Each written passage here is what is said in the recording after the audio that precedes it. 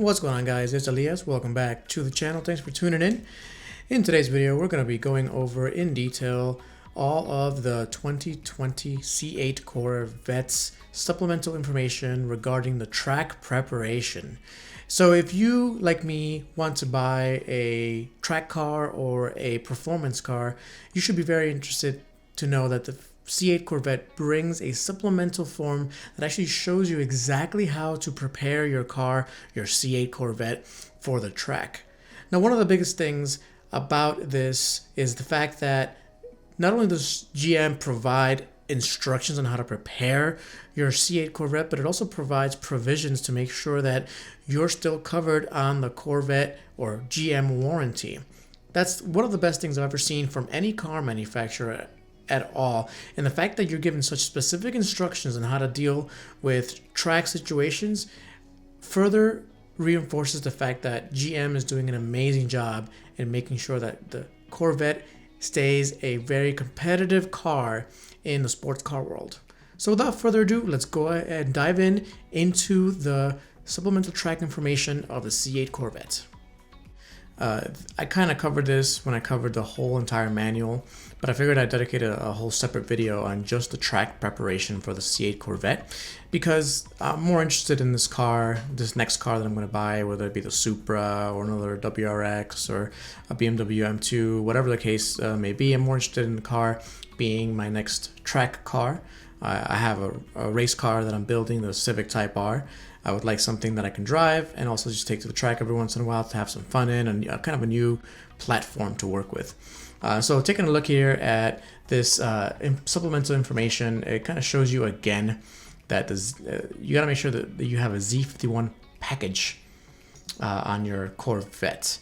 In the manual itself, it states that you should not take a non-Z51 package Corvette to the track.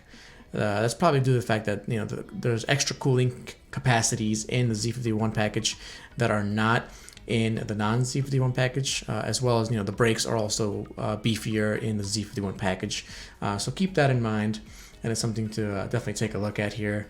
Now, also braking in the vehicle, if you're going to take it to the track, there's specific methods and braking periods that you have to take, regardless whether or not you take the car to the track or not. But specifically, if you do plan to take it to the track, it tells you you cannot take it to the track until after 1,500 miles. And in the 1,500 miles that you do break in the car, you have to change the oil filter. 7,000 miles into the car, or 7,500 miles into the car's life, you also have to change the transmission fluid canister. It doesn't say that here, but it's something I did want to note.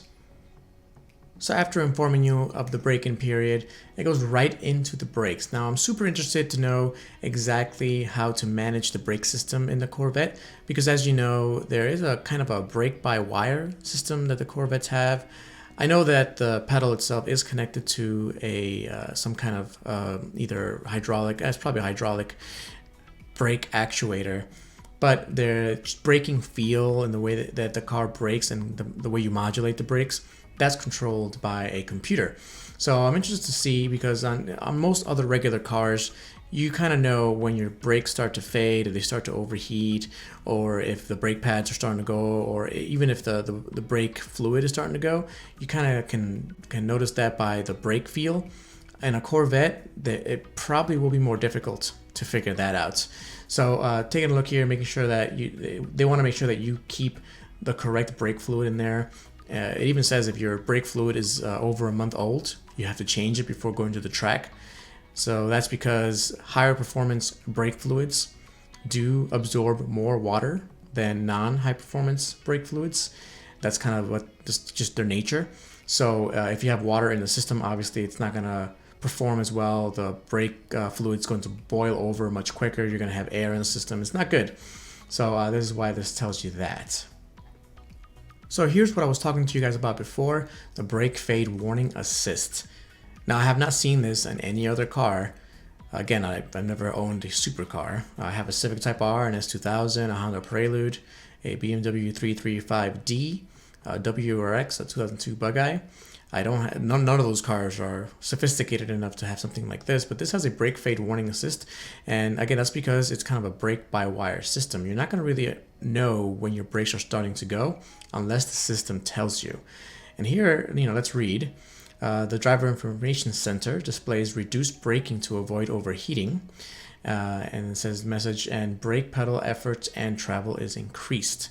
So the computer is actually going to change the way the brake pedal feels once it detects that the brake system is getting overheated.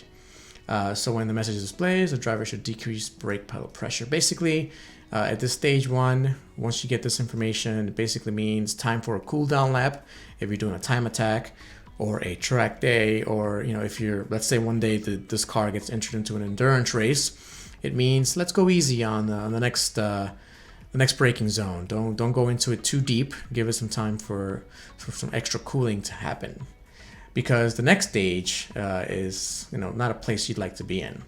So this will also be displayed in the Driver Information Center, basically your gauge cluster, and it'll say brakes overheated, service now. That usually means that the brake fluid has kind of overheated to a point where it's boiling over. And if you have boiled over brakes, you're gonna need to, for sure, bleed them at the very least. I'm not sure what the bleeding process is for the brakes on the Corvettes. I'd find out if I were to buy one.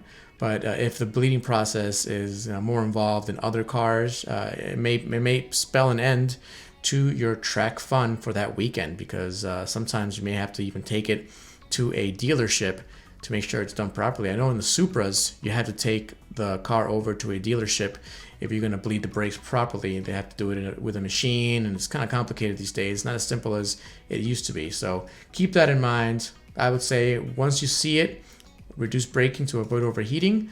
I would go right into the cool down lap and kind of start to take it easy. So when putting in new brake pads, usually you have to do this for any high performance brake pad, but I think because the Corvette's brakes are brake by wire, you really have to make sure to take these steps very seriously. And it gives you 2 different ways to do it. These are brake burnishing procedure the normal way, and then there's an alternative closed course. So if you're on track with new brake pads, you can go ahead and take these steps. So the main thing to keep in mind here again is that this is designed for Z51 packaged cars only. In the manual, it specifically states that this procedure of burnishing brake pads is only for Z51 equipped cars. If you have a non-Z51 equipped car and you're not really burnishing in high performance pads, then you don't have to go through this procedure.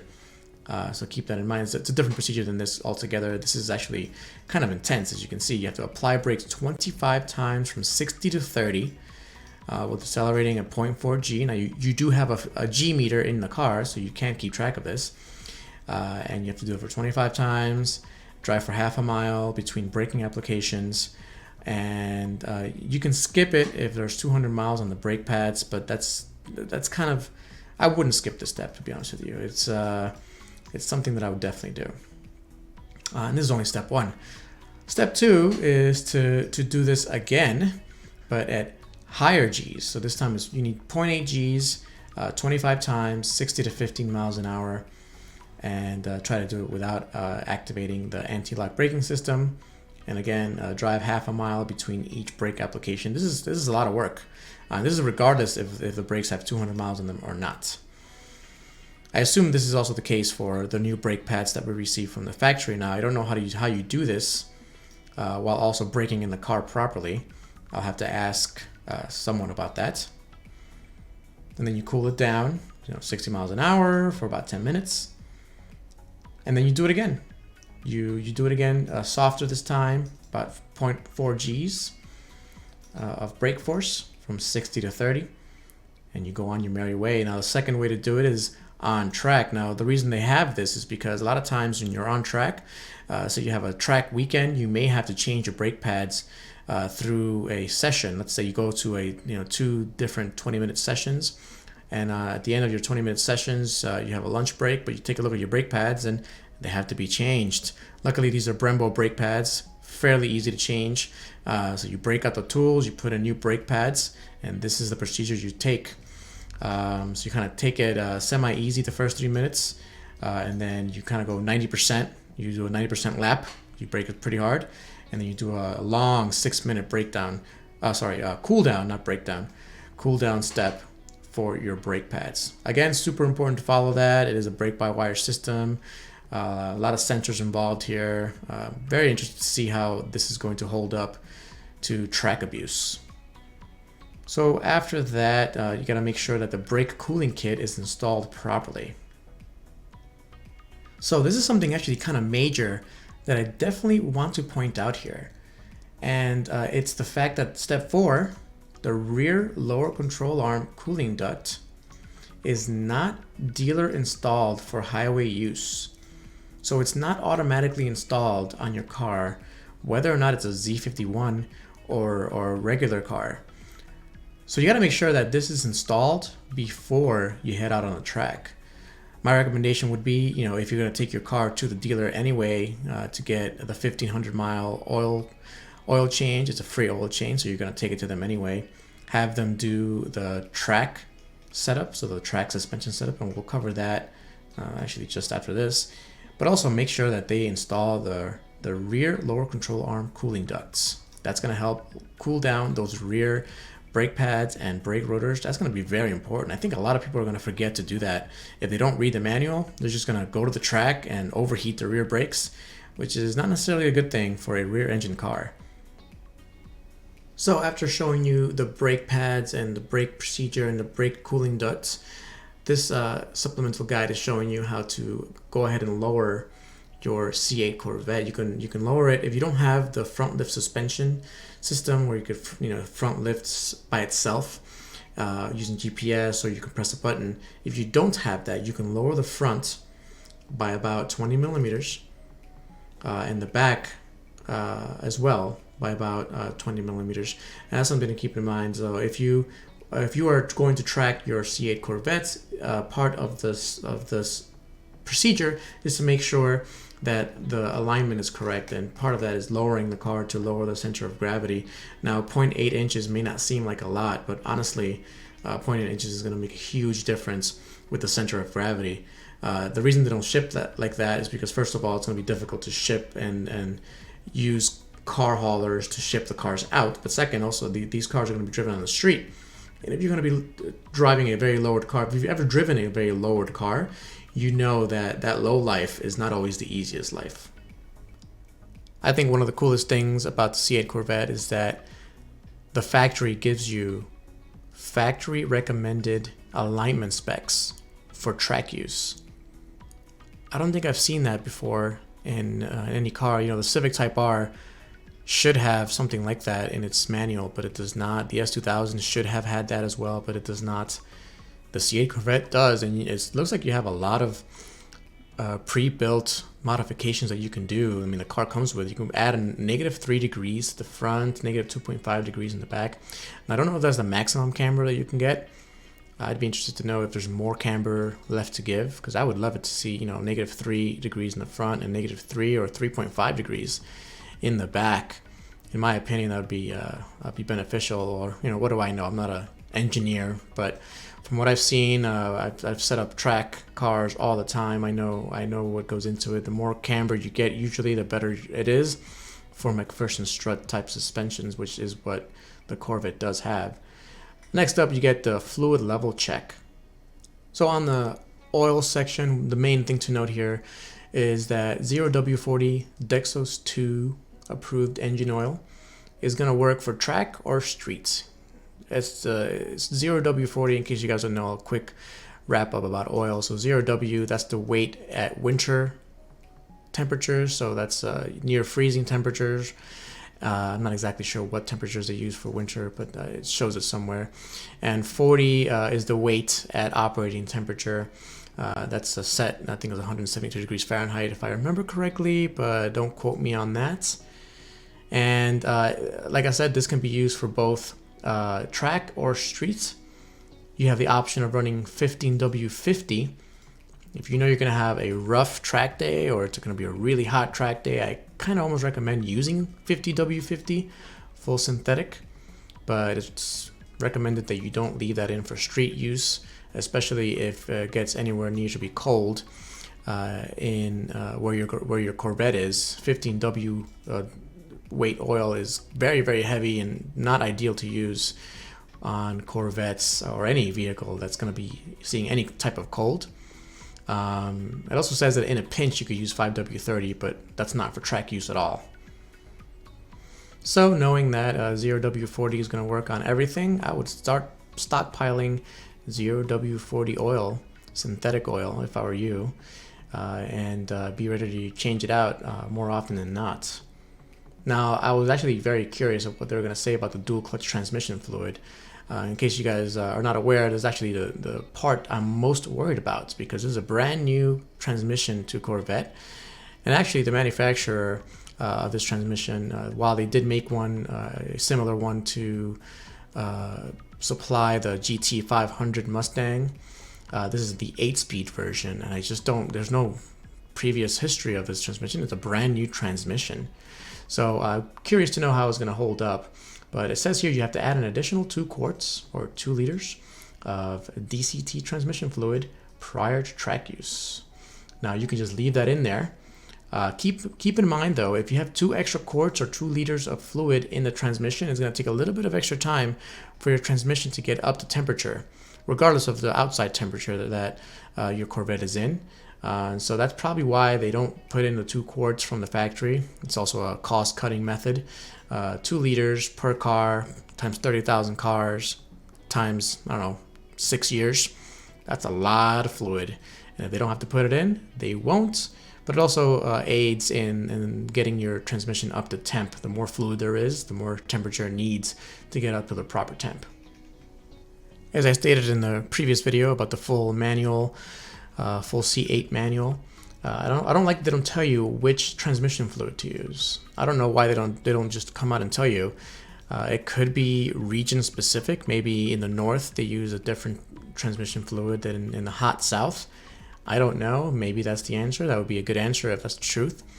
I'm curious to see what fluid you could use. Transmission fluid is usually pretty expensive, especially on these newer transmissions. So taking a look here, it also, PTM settings, that's the magnetic ride. PTM comes with the magnetic ride selection. Again, Z51 has to be picked first, and then if you want a magnetic ride, you need Z51, and then you can select the magnetic ride on top of that. So the main couple of things I gleaned off of this driver mode and PTM settings section is that there doesn't seem to be a way to actually turn off fully Stability Track and ESC. So those are systems that help you with traction, even in competitive driving mode, which you'd assume they would allow you to turn everything off. It doesn't seem like you can. Now, I don't know if that's correct. I don't know if there's a button or a setting somewhere that turns absolutely everything off. Not that you should. Honestly, if I were to buy a Corvette, I'd probably wouldn't do that. But it's interesting to see if whether or not they offer that. And it looks like even in competitive driving mode, you still have Stability Track and ESC, which maintains control of yaw direction of the car.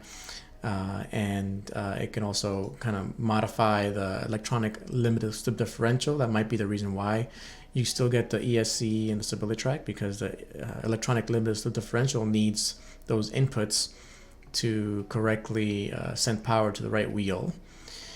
What I really do like is that the performance traction management system. It gives you different, Sport 1, Sport 2, a bunch of other different selections that you can put on the PTM system, and it actually helps you. It does help you go quicker.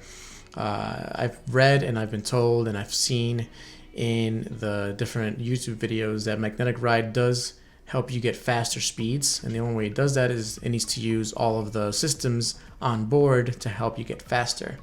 So we'll see how that plays out in future videos of people taking their cars to the tracks and things like that. Obviously, if I take ownership of a C8 Corvette, I'm definitely taking mine out to the track and probably a grid life or a super lap battle. Thankfully, there's insurance available, so I won't have the same trouble that I had with my Civic Type R on the C8 Corvette if I do end up crashing it or something, but that's neither here nor there. Alright, I think it pretty much wraps up this video on the track setup for the C8 Corvette.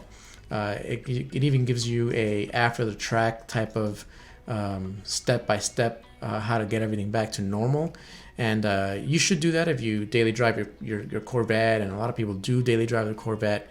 It's super cool. I mean, the Corvette brand has never really piqued my interest prior to the C8 Corvette. It just wasn't really my thing. C8 Corvette introduction with that mid-engine, and just the value proposition of having basically a mid-engine supercar with a V8 engine, 500 horsepower. All of that together kind of enticed me to take a look at it. So I put it on the list. I'm still looking at which car I should be getting. Let me know in the comments if you thought this was helpful to you guys. Please do leave a subscribe and like the video. I do appreciate all of that. I do appreciate all of you guys when you do that. So, all right, guys, thanks for watching. I'll catch you guys next time. Peace out.